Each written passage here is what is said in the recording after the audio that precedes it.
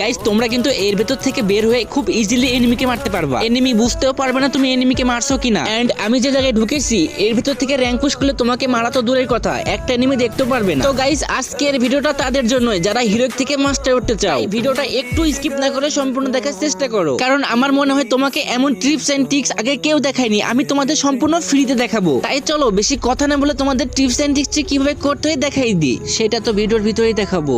কিন্তু তার আগে আমার প্রাণপ্রিয় কলিজার ভাইদের জানাই আসসালামু আলাইকুম ওয়া রাহমাতুল্লাহি ওয়া বারাকাতুহু।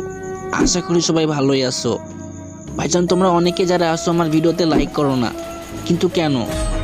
তুমি চাইলে তোমার এই সুন্দর হাত দিয়ে একটা লাইক একটা সাবস্ক্রাইব করে দিতে পারো, কিন্তু তোমরা করো না। এত কিসের রাগ অভিমান ভাই আমার উপর? পারলে কমেন্ট বক্সে গালাগালি করে যাও, তাও তোমার দোহাই লাগে একটা সাবস্ক্রাইব করে যাও। তো গাইজ এই টিপস এন্ড ট্রিক্স করতে হলে তোমাদের একটা লঞ্চ প্যাড লাগবে। দেখতে পারলে আমি কিন্তু লঞ্চ প্যাডের সাহায্যে ভিতরে ঢুকে বললাম।